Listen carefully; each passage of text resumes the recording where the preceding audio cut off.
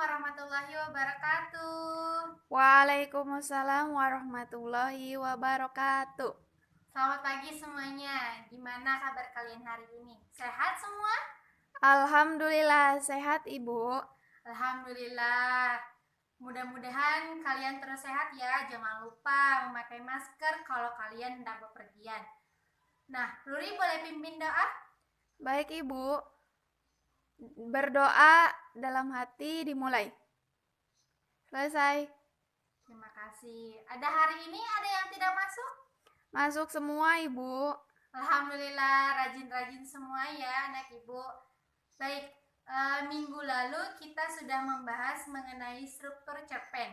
Ada yang masih ingat apa saja struktur cerpen? Masih Ibu. Coba Ruri sebutkan apa saja. Orientasi, komplikasi, evaluasi, resolusi, dan koda. Ya, tepat sekali. Benar ya teman-teman kata Ruri. Nah, struktur cerpen itu terdiri dari 5. Yang pertama ada abstrak, ada kemudian komplikasi, evaluasi, resolusi, dan koda. Nah, untuk pembelajaran kita hari ini yaitu mengenai KD 4.9. Ibu tulis dulu ya.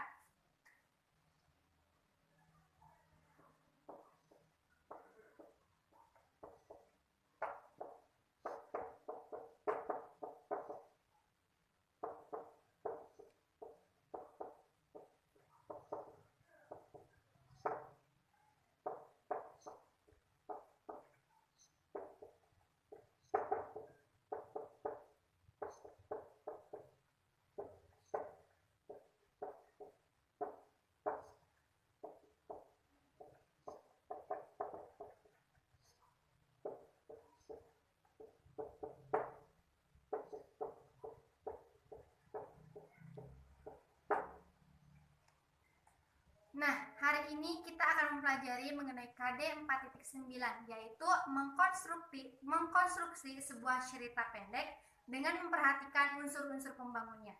Nah, untuk tujuan kita hari ini yaitu diharapkan kalian semua bisa menyusun atau menulis sebuah cerita pendek, tentunya dengan memperhatikan unsur-unsur pembangun sebuah cerita pendek.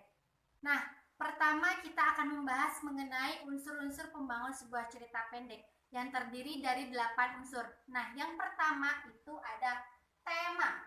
Tema merupakan ide cerita yang akan kalian angkat menjadi sebuah cerita pendek. Tema itu bisa kalian dapatkan dari mana saja.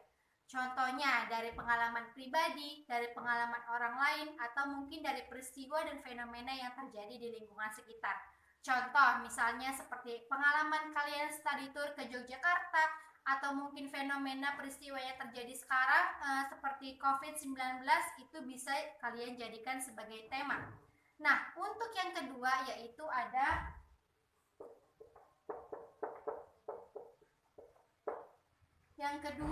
tokoh. Tokoh merupakan pelaku atau orang yang memerankan peran dalam sebuah cerita pendek. Contohnya, tokoh satu yaitu ada misalnya ada Ade, tokoh kedua ada Ruri, tokoh ketiga ada Galih, dan lain sebagainya.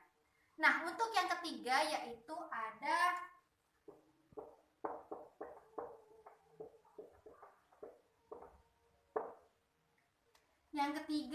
ada penokohan. Penokohan merupakan watak atau sifat yang dimiliki tokoh dalam sebuah cerita.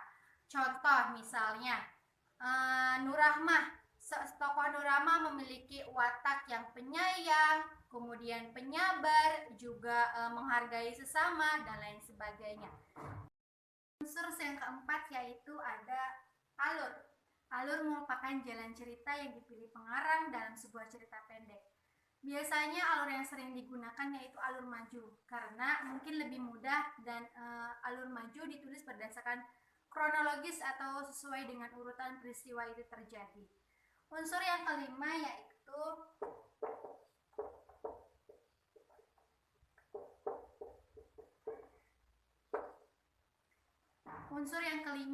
ada latar atau setting. Latar atau setting merupakan suasana atau situasi yang disajikan pengarang dalam sebuah cerita pendek. Contohnya, suasananya menegangkan, kemudian menyenangkan, menakutkan, dan lain sebagainya. Contoh waktunya, latar waktunya misalkan pagi, siang, sore, malam, dan lain sebagainya. Berikutnya yaitu ada gaya bahasa. Gaya bahasa merupakan majas atau penggunaan perumpamaan yang dipilih pengarang dalam sebuah cerita pendek sehingga ceritanya menjadi tampak lebih hidup. Contohnya majas metafora. Majas metafora merupakan majas perumpamaan. Contoh katanya yaitu misalkan Galih anak yang kutu buku di kelasnya. Nah, kata kutu buku tersebut merupakan perumpamaan dari senang membaca. Nah, unsur selanjutnya yaitu ada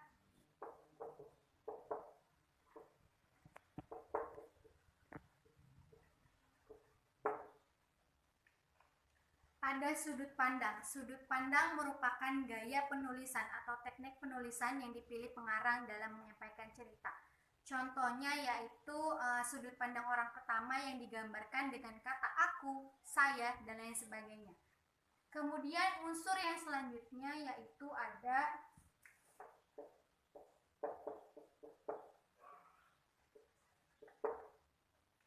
unsur yang terakhir yaitu ada unsur amanat. Unsur amanat ini merupakan pesan yang terkandung dalam sebuah cerita pendek. Biasanya penulis menuliskan pesan ini secara tersirat dari dalam sebuah cerita yang disajikan. Contohnya misalkan jangan mempunyai iri hati, jangan harus selalu menghargai orang lain dan lain sebagainya. Di sini ada yang mau kalian tanyakan? Tidak, Ibu. Sudah paham semua? Paham, Ibu. Baguslah kalau begitu. Baik, sekarang Ibu akan coba tanya. Apa ya sih yang dimaksud dengan alur?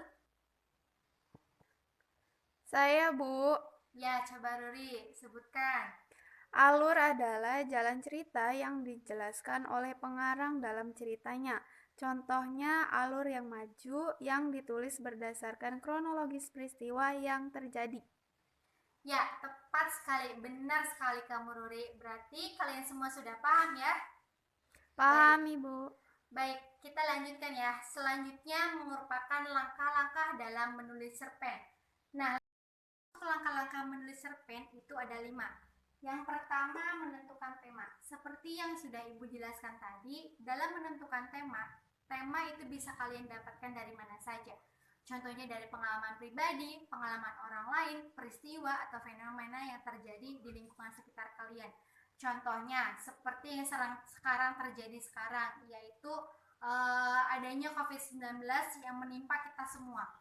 Kemudian langkah selanjutnya yang harus kalian lakukan adalah menulis kerangka cerpen. Nah, dalam menulis kerangka cerpen itu kalian harus memperhatikan struktur teks cerpen yang mulai terdiri dari pengenalan, konflik, hingga penyelesaian. Nah, untuk langkah selanjutnya yaitu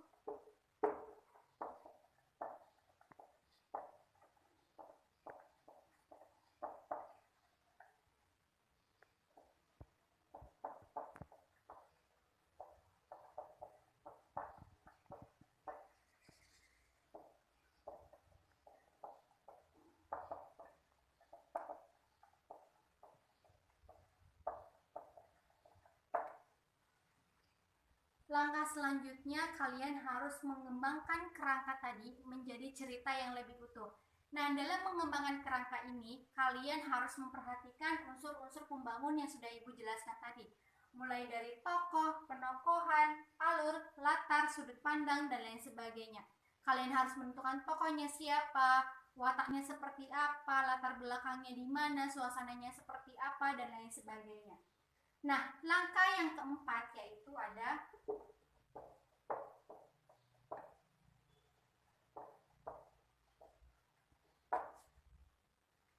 langkah selanjutnya yaitu menulis judul. Judul merupakan wajah dari sebuah cerita. Sehingga kalian dalam menulis judul itu harus semenarik mungkin.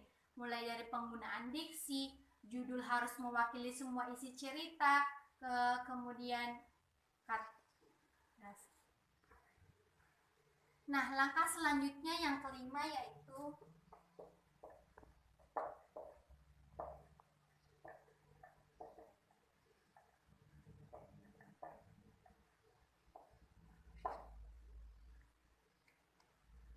Langkah yang kelima, kalian harus memeriksa kembali cerita yang sudah kalian tulis. Mungkin ada cerita, ada salah penggunaan kata, ceritanya ada yang kurang, dan lain sebagainya. Itu bisa kalian periksa kembali sehingga cerita yang kalian tulis menjadi cerita yang menarik dan layak untuk dibaca semua orang. Ada yang mau ditanyakan? Tidak, Ibu. Baiklah. Nah, sekarang Ibu akan membentuk kelompok. Satu kelompok berisikan 2 orang, yaitu satu meja dengan satu meja teman sebangkunya. Kemudian Ibu akan membagikan gambar peristiwa. Kemudian kalian bisa tentukan kira-kira tema apa sih yang cocok dengan gambar ini. Nah, setelah kalian menentukan tema, kalian bisa membuat kerangka cerpen. Kalian buat kerangkanya mulai dari pengenalannya akan seperti apa, kemudian kira-kira peristiwa yang terjadi di sini seperti apa, kemudian yang terakhir yaitu bentuk solusi yang akan kalian tampilkan dalam sebuah teks cerita pendek ini. Sudah paham? Paham, Ibu. Baiklah. Baiklah, Ibu sudah melihat kinerja kalian dan sudah cukup bagus. Nah, sebagai tugas, Ibu akan menyuruh kalian untuk mengembangkan kerangka cerpen yang sudah kalian buat tadi. Kalian kembangkan menjadi cerita yang lebih utuh, kemudian tentukan judul, kira-kira judul yang menarik dari peristiwa ini itu seperti apa. Nah, untuk pengumpulan sendiri, kalian bisa kumpulkan melalui Google Classroom. Ditunggu sampai tanggal 25 Juni. Paham semua? Paham, Ibu. Baiklah, karena waktu sudah menunjukkan pukul 11, kita akhiri saja pembelajaran hari ini. Kesimpulannya yaitu ada 8 unsur pembangun sebuah teks cerita pendek. Ada tema, tokoh, penokohan, alur, latar, gaya bahasa, sudut pandang, dan amanat. Dan 5 langkah-langkah dalam menulis cerpen. Yang pertama adalah menentukan tema, menulis kerangka cerpen, mengembangkan kerangka cerpen, kemudian menulis judul, dan memeriksa kembali. Ya, sekian pembelajaran kita hari ini. Kurang lebihnya mohon maaf. Wassalamualaikum warahmatullahi wabarakatuh. Waalaikumsalam warahmatullahi wabarakatuh.